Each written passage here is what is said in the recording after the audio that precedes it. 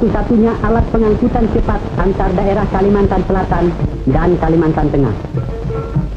Dalam perjalanan, tak jarang kita melihat penduduk membawa rakit pohon kayu beratus-ratus kubik hasil kekayaan hutan.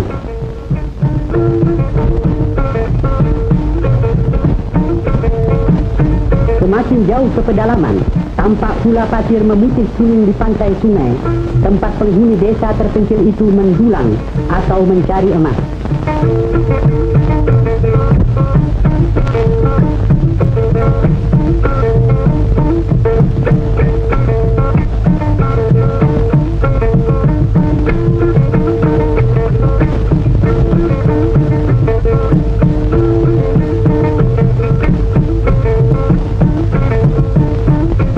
Patung-patung dan rumah-rumah mayat di desa menunjukkan masih adanya kepercayaan terhadap agama peninggalan nenek moyang disebut Kaharingan, di samping agama Kristen dan Islam.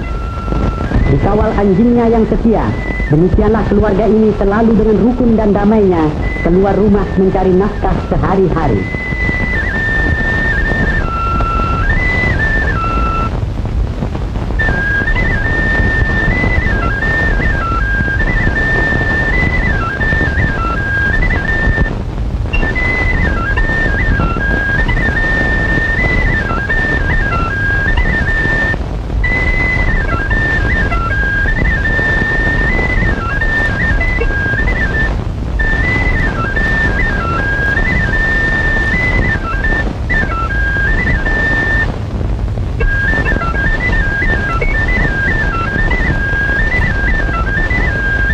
Rotan salah satu hasil kekayaan hutan Kalimantan Tengah.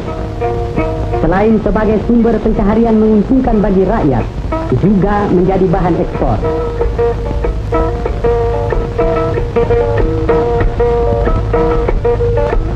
Dari rotan tercipta berbagai macam kerajinan tangan. Dari 5 daerah kabupaten di Kalimantan Tengah, daerah Kapuaslah pusatnya.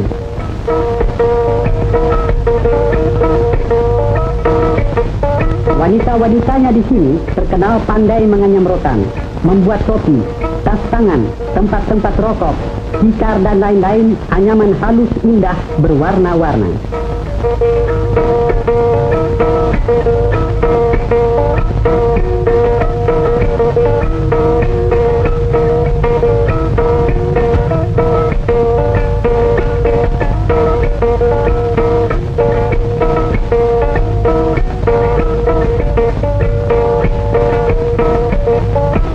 Hasilnya, Anda boleh saksikan sendiri. Boleh pilih mana suka.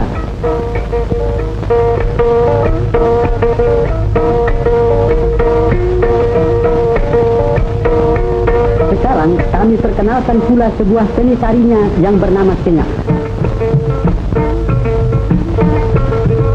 Untuk beberapa detik, kita saksikan pemuda ini menunjukkan kemahirannya menari dengan menggunakan senjata disebut mandau dan telabang.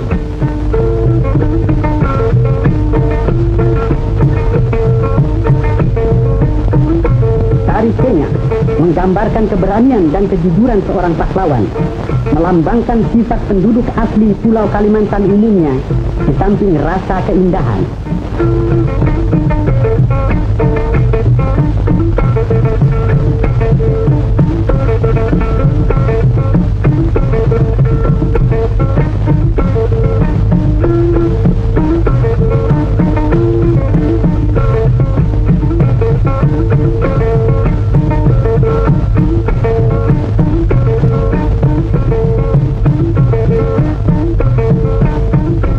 Lompat penari ini, segera Anda kami bawa ke hutan daerah Sampis, pusat penebangan pohon-pohon kayu besar.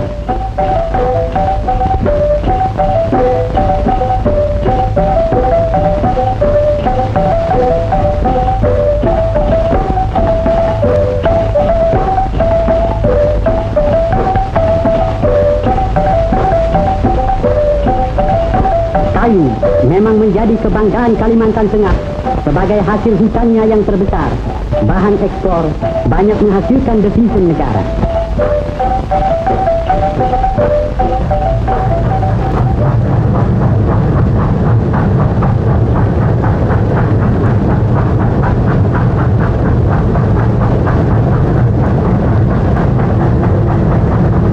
pohon-pohon kayu setelah ditebang diangkut ke pabrik kayu yang terbesar di Asia Tenggara, satu-satunya terdapat di kota Sampit.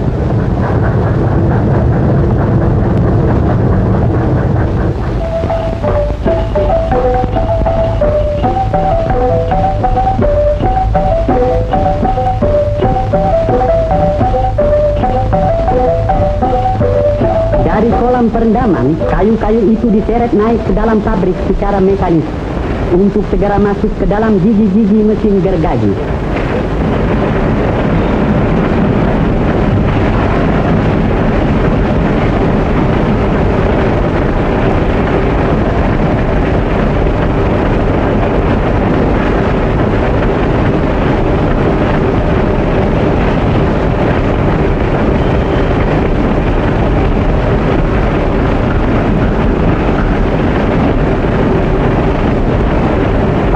Yang bekerja serba otomatis ini menghasilkan kurang lebih 150 meter kubik kayu bundar dan 60 meter kubik papan seharinya.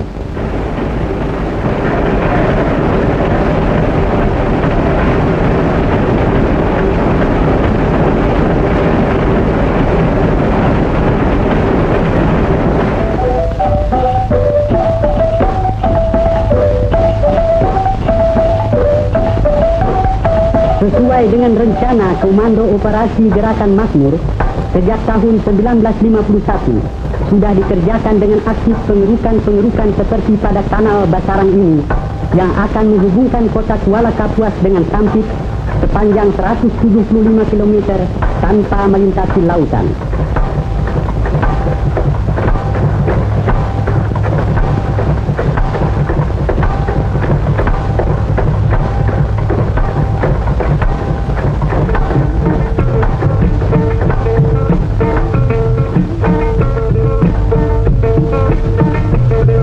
Dengan selesainya kanal ini nanti akan terbuka daerah pertanian dan persawahan maha luas.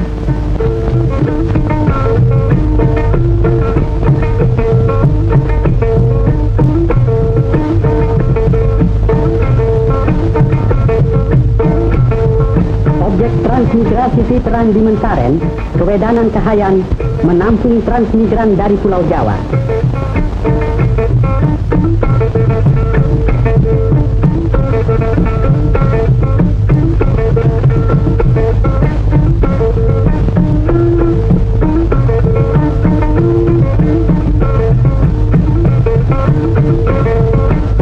Keluarga yang telah menetap di sini rupanya berbahagia dapat menyambut peninjauan Bupati Kapuas Peter Sawong untuk membanggakan kebun sayur mereka yang ternyata subur.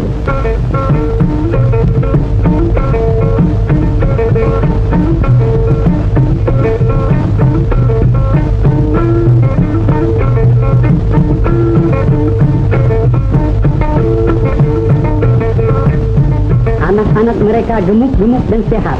Bukti daerah ini memberi hasil tak mengecewakan.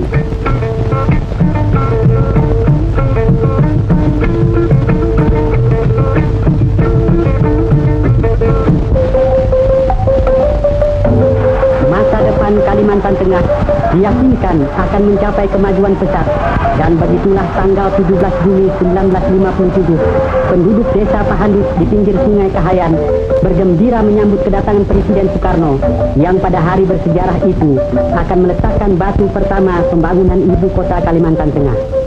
Secara adat, Presiden dipersilahkan memotong bamban yang menghalangi pintu gerbang desa Pahandut sebagai restu agar segala cita-cita baik ini tak ada rintangannya.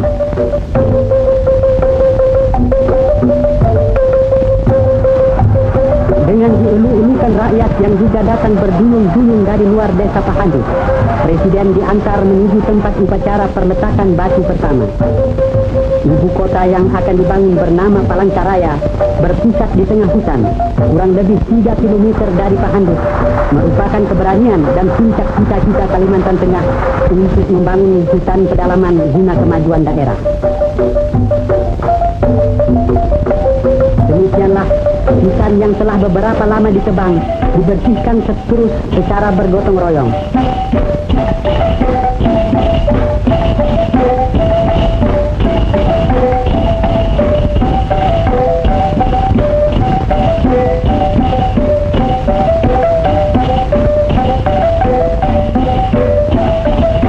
pekerja dari staf kantor pekerjaan umum Kota Palangkaraya mulai bergerak merintis hutan, mengatur pembuatan jalan-jalan raya.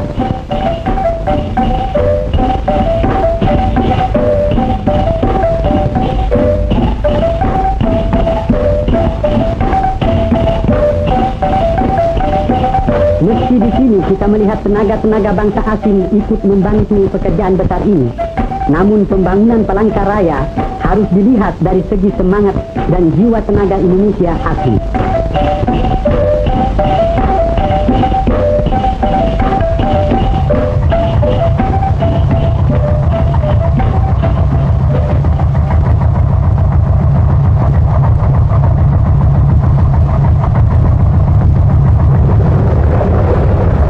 Sebuah lapangan terbang diberi nama Penarong telah dibangun, dan jika sudah sempurnanya, bukan mustahil ia akan menjadi landasan puluhan kapal terbang seperti ini umpamanya.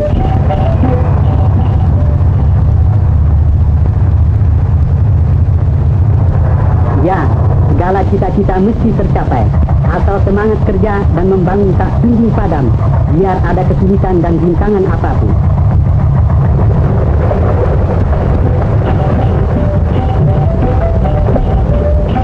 Daerah ibu kota Palangkaraya seluas 400 km persegi dipisahkan dari daerah Kabupaten Kabuat dan dipersiapkan segera menjadi daerah kota peraja.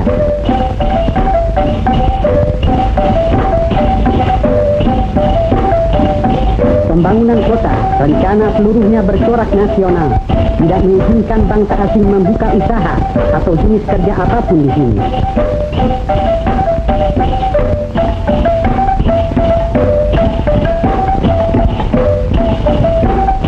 Palangkaraya dipilih pada suatu desa bernama Pahandut, antaranya atas dasar pertimbangan banyak tanah liat hingga mudah membuat bata setempat untuk gedung-gedung, hanya semen didatangkan dari luar.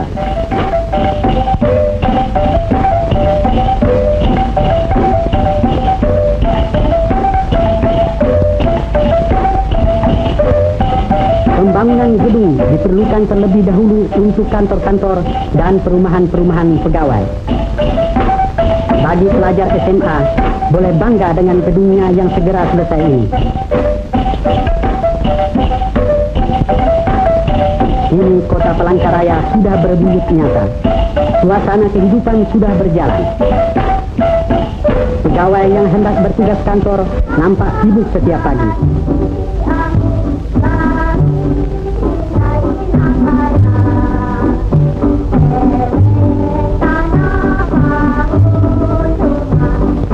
Anak-anak gembira pergi ke sekolah dan sang ibu melepaskannya dengan senyum bahagia.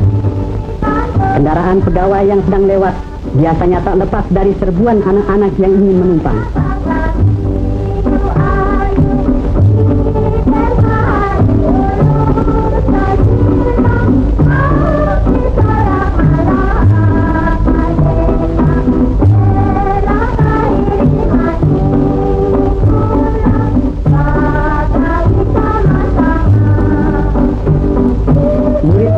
Rakyat sudah memperoleh gedungnya yang baru.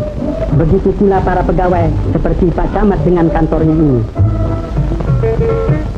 Akhirnya kami perkenalkan pula Gubernur Kalimantan Tengah Pak Cilik Riwut yang sudah tiba pula di kantornya.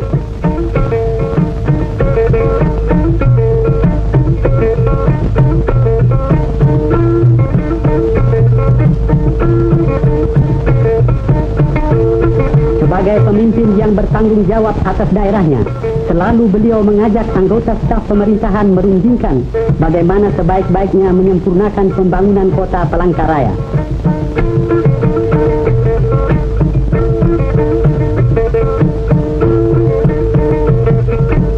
Dengan telah berdirinya kota baru Palangkaraya ini, diharapkan daerah pedalaman Kalimantan Tengah mencapai taraf kemajuan pesat sesuai dengan cita-cita Indonesia pada umumnya.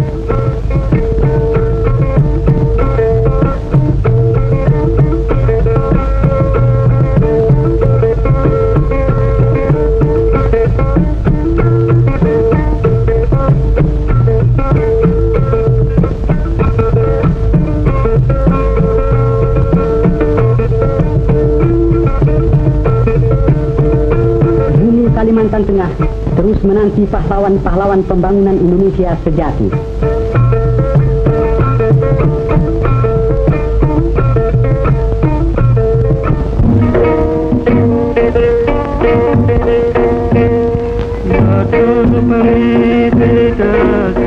Palangkaraya, ibu kota Provinsi Kalimantan Tengah, seolah-olah terletak di tengah antara Sabang dan Merauke dan di tengah perbatasan utara dan selatan. Sungai Barito merupakan urat nadi penghubung lalu lintas. Dengan perahu, saudara dapat mencapai Palangkaraya dari Banjarmasin selama 1 hari 1 malam.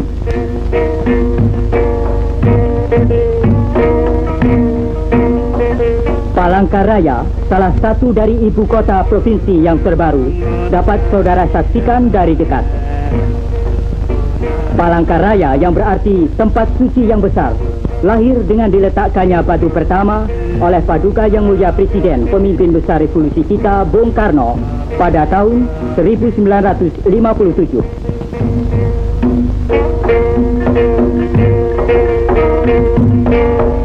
Pada tanggal 14 Maret 1963, setelah berangkat ke Palangkaraya, rombongan Yang Mulia Wakil Menteri Pertama Bidang Khusus Menteri Penerangan, Ketua Indoktrinasi Dr. Haji Ruslan Abdul Ghani, romput oleh Gubernur Kalimantan Tengah Kilik Ribut. Anggota rombongan Menteri Penerangan antara lain terdiri dari Ibu Ruslan Abdul Ghani dengan seorang putrinya Retnowati, Ajudan Mayor Anjar Rahman, Pembantu Menteri Kepala Urusan Publisitas Devon, Dr. Andes Tresno Suwarno, dan Staf Menteri Urusan Khusus Devon, Dr. Andes Rahmadi.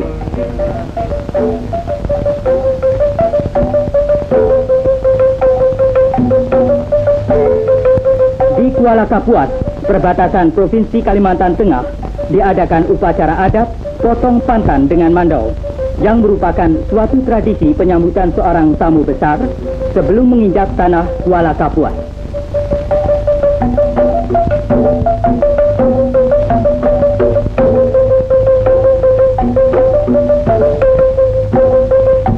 Dalam pidato sambutannya, Wampa Menteri Penerangan menyampaikan salam hangat dari Bung Karno kepada rakyat Kalimantan dan menjelaskan tentang Pancasila negara kita yang membawa rakyat ke arah adil dan makmur. Dari sungai ini dapat kita saksikan penghidupan penduduk Kalimantan Tengah. Kehidupan mereka sehari-hari antara lain berjualan ikan, karet, dan sebagainya.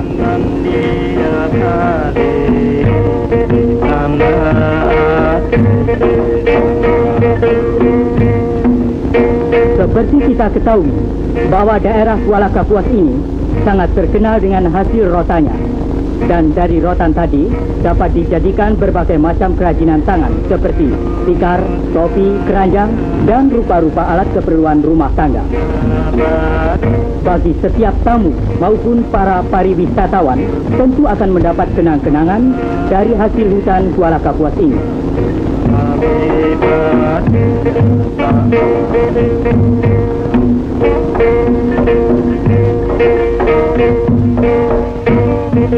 Kini rombongan sampai di Palangkaraya.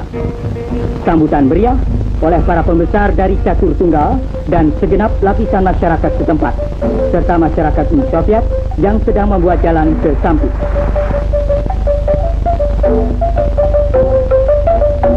Ucapan selamat datang telah diucapkan oleh Gubernur Kilik Ribut.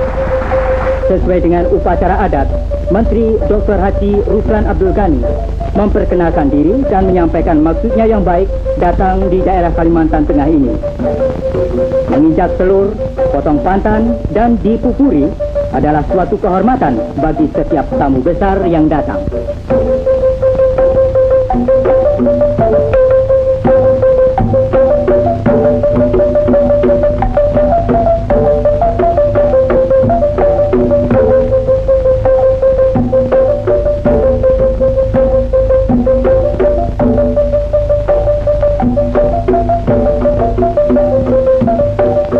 Pada hari kelima, tanggal 18 Maret 1963, bertempat di halaman kantor Gubernur, Wampa Menteri Penerangan dan rombongan menghadiri apel besar yang diikuti oleh segenap karyawan pemerintah di Palangkaraya.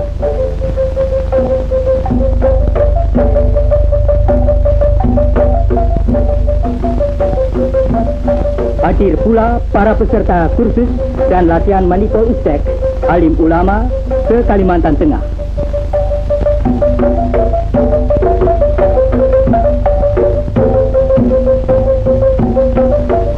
Dalam rangka indoktrinasi, Menteri Dr. Haji Ruslan Abdul Ghani antara lain menyampaikan penghargaannya atas pengorbanan rakyat Kalimantan Tengah dalam membangun Palangkaraya di tengah hutan yang dicapai dalam waktu 5 tahun.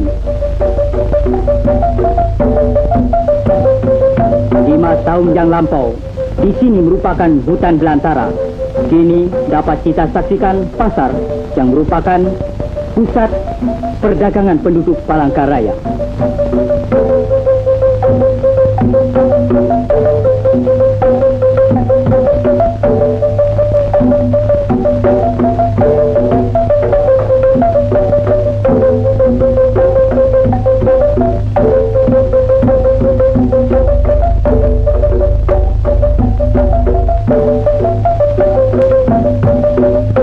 Pada malam resepsi yang dihadiri oleh segenap lapisan masyarakat, Bapak Menteri Penerangan antara lain mengatakan bahwa Pancasila sebagai ideologi negara kita sama dengan hati nurani manusia.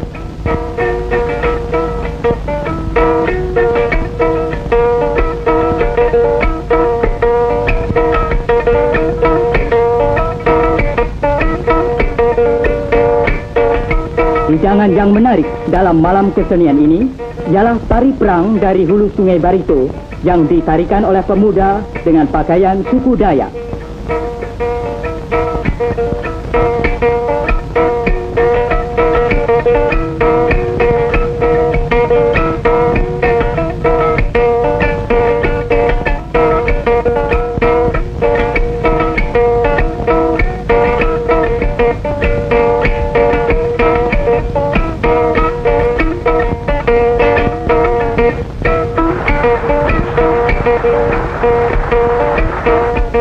Gadis-gadis Kalimantan Tengah ini pun tak mau ketinggalan.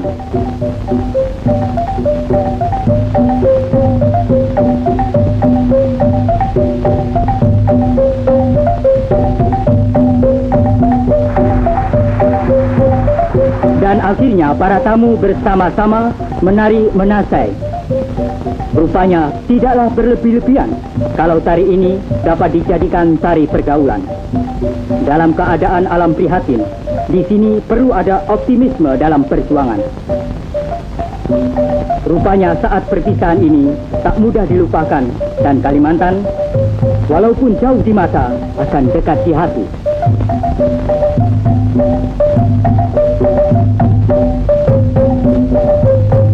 Peninjauan Wampa Menteri Penerangan, Ketua Panitia Pembina Jiwa Revolusi, Dr. Haji Ruslan Abdul Ghani, sungguh mengesankan dan tetap dikenang bahwa Palangkaraya adalah sebagai lambang kemampuan bangsa Indonesia. Palangkaraya terletak di tengah hutan belantara, merupakan kota yang serba baru yang timbul di tengah alam dan udara merdeka.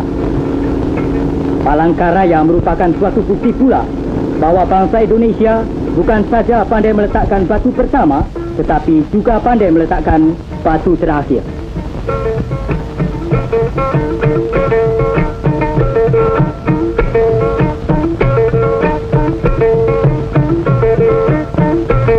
Acara kunjungan di Kalimantan Selatan hari pertama di Banjarmasin, tanggal 14 Maret 1963 di Balai Pemuda, Menteri Penerangan Dr. Haji Ruslan Abdul Ghani mengatakan bahwa kita tidak dapat menghilangkan salah satu sila karena akan menimbulkan bahaya.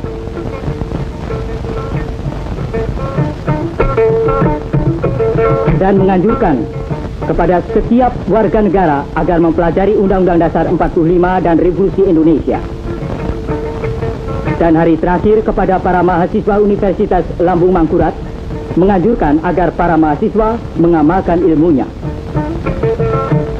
Kesan Menteri Penerangan Dr. Haji Ruslan Abdul Ghani antara lain bahwa Palangkaraya menunggu tangan dan otak bangsa Indonesia untuk membangun lebih lanjut.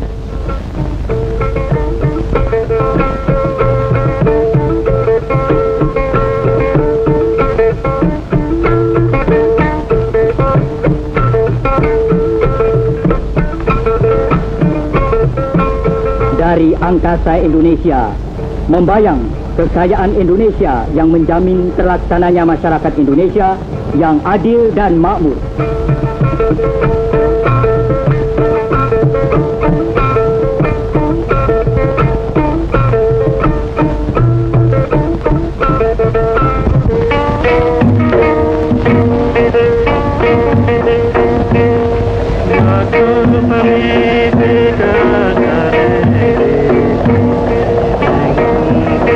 Di tepi Sungai Kahayan yang membelah Pulau Kalimantan ini, tegaklah kota besar Palangkaraya. Seperti kita ketahui bahwa 5 tahun yang lalu masih merupakan hutan belukar yang lebat pekat.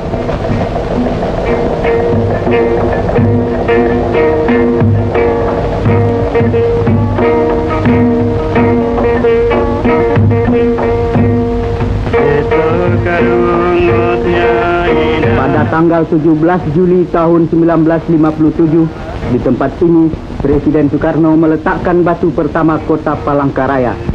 Dengan demikian, mulailah terwujud ide yang dicetuskan oleh Gubernur Cilik Riwut, seorang putra Kalimantan asli, bersama-sama bekas Gubernur Kalimantan Milono, untuk membentuk daerah Swatantra tingkat 1 Kalimantan Tengah.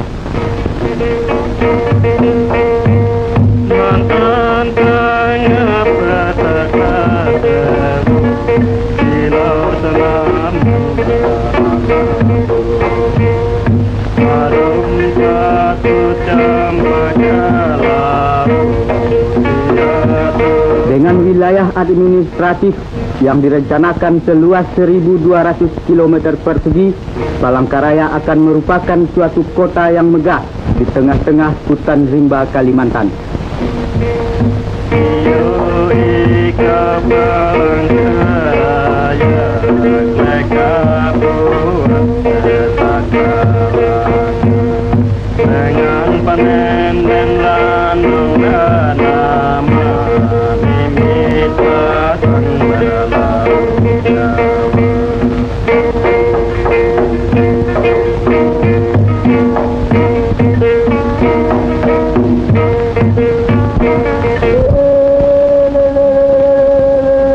Kami ajak saudara mengenali penduduk Kalimantan Tengah dengan upacara keagamaan yang disebut Pesta Tewah, suatu upacara menghantarkan arwah-arwah ke surga loka. Suku bangsa Dayak Ngaju dan setiap penganut agama Kaharingan menjalankan upacara ini yang dilaksanakan secara bertingkat-tingkat.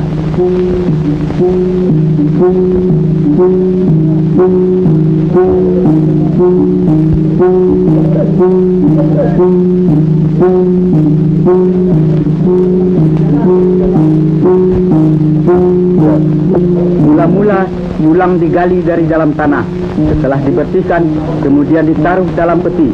Selang 7 hari 7 malam, peti-peti dibawa dengan perahu ke hilir sungai untuk kemudian dibakar sebagai perlambang hapusnya kotoran duniawi yang melekat pada sang arwah.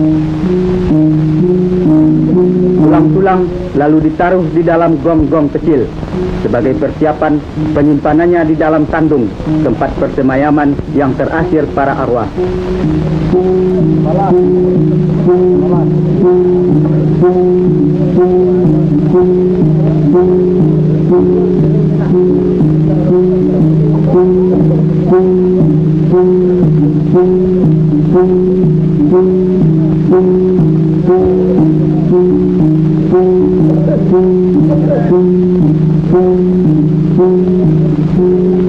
Peristiwa ini diiringi oleh semua anggota Tewah melakukan permainan ini sebagai tanda sukaria dan syukur kepada Tuhan. Pesta Tewah dipimpin seorang telon dengan balian dan basir sebagai penambuh ketimbung yang juga bertindak selaku penyambung lidah antara sang arwah dengan Tuhan.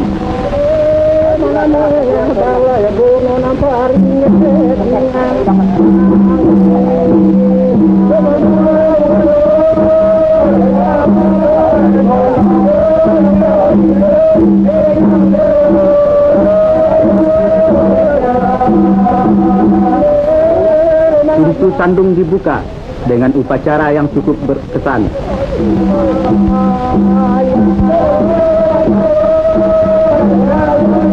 Di kandung keluarga Tukus Jaga Nyaring yang sudah berbentuk modern ini ditewahkan sebanyak 27 arwah. Masing-masing keluarga memiliki sandungnya sendiri-sendiri.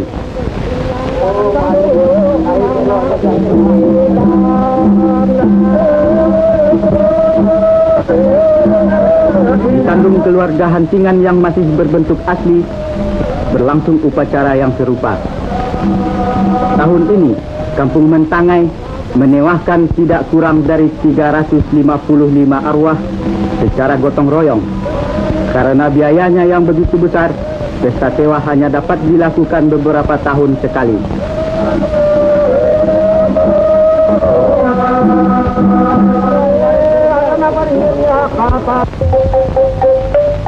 Penyimpanan tulang-tulang ke dalam das tandung ditutup dengan permainan perang-perangan di atas air yang disebut laluhan. Setelah kembali ke darat, palas agar terhindar dari bahaya.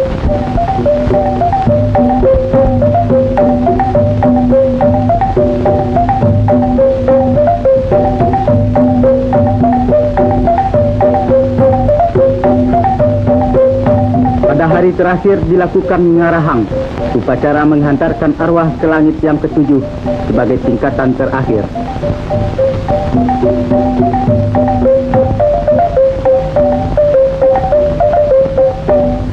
Sukma babi ini kelak akan turut mengiringi sang arwah ke tempat peristirahatannya yang terakhir.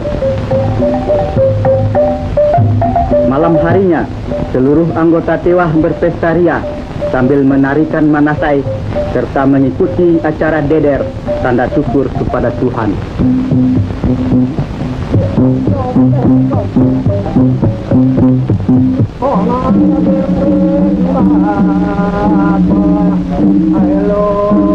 Dan selesailah para penganut agama Kaharingan menunaikan kewajibannya mengagungkan arwah sanak keluarganya.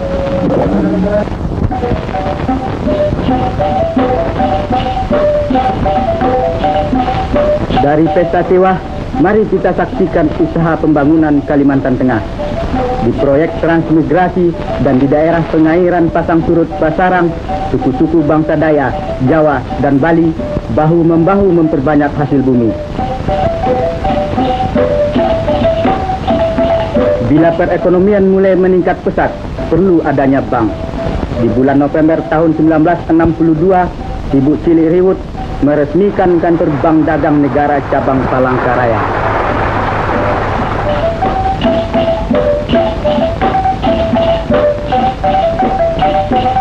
Bagi putra-putri Kalimantan Tengah yang haus akan pengetahuan, dalam beberapa tahun saja, perkampungan pelajar Sanaman Mansikai ini telah dilengkapi dengan sekolah dasar, SMP, dan SMA. Para pegawai tidak dilupakan kesejahteraan hidupnya, berupa perumahan sederhana tapi pantas.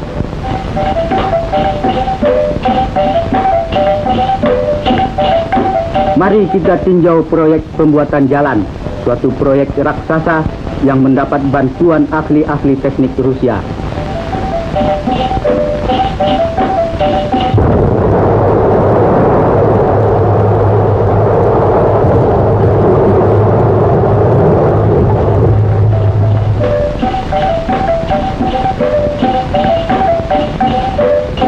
Pecahan batu gunung ini digiling, disaring, digiling kembali menjadi batu koral, kerikil, dan pasir sebagai bahan pondasi jalan.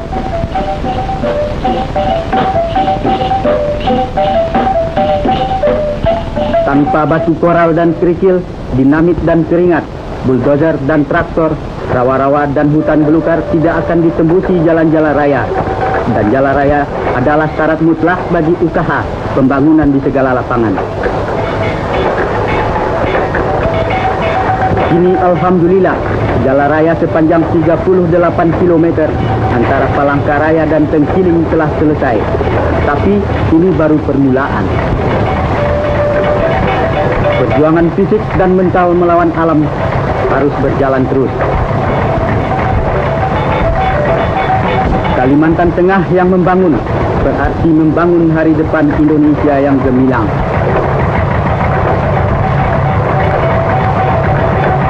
Mari membangun terus.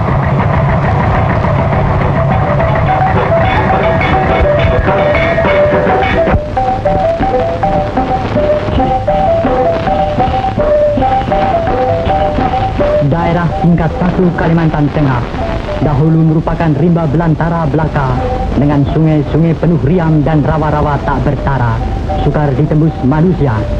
Kini seirama dengan derapnya revolusi, seluruh rakyat Kalimantan Tengah tergugah hatinya dari alam nina bobok penjajahan Belanda, bangkit dan maju untuk melaksanakan pembangunan di segenap lapangan yang terasa membahana di segala penjuru rimba dan desa, serta menggaung di antara lembah-lembah Barito, Kapuas, Kahayan, dan Sampit.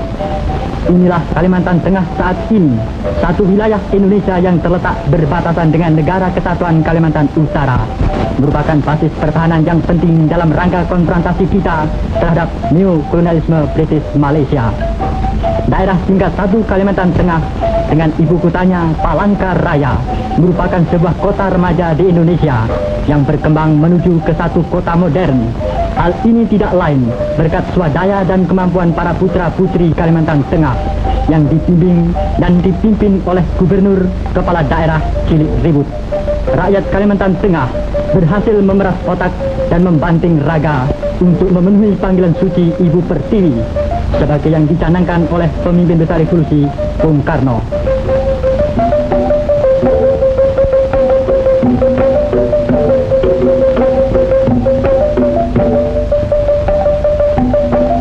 Pendidikan dan pengajaran terhadap anak-anak adalah mutlak dilaksanakan terlebih dahulu, karena dasar pertama untuk melangkah ke pembangunan semesta adalah pembinaan watak dan jiwa terhadap setiap manusia yang masih muda.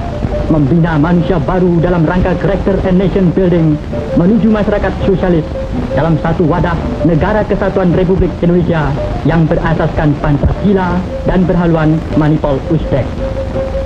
Kemajuan pendidikan dan pengajaran di daerah tingkat 1 Kalimantan Tengah amat pesat, seiring pula dengan kemauan yang besar dari anak-anak untuk belajar.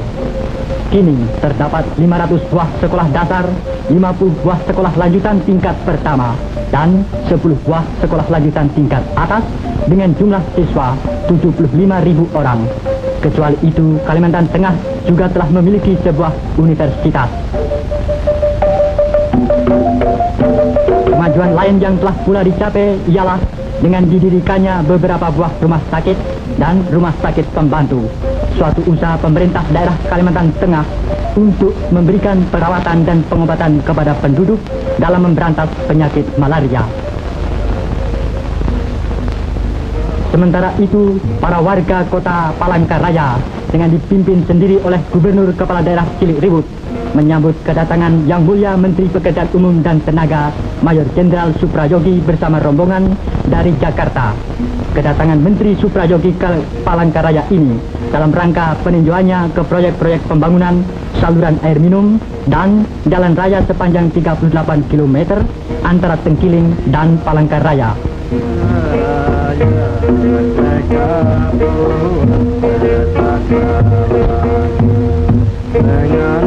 Jalan raya adalah salah satu faktor amat penting sebagai urat nadi perhubungan di darat untuk melancarkan ekonomi. Seluruh daerah tingkat 1 Kalimantan Tengah terus membangun dan sekali membangun untuk mensukseskan Jikora. Kita tidak gentar terhadap ancaman dan tantangan dari pihak Nekolin.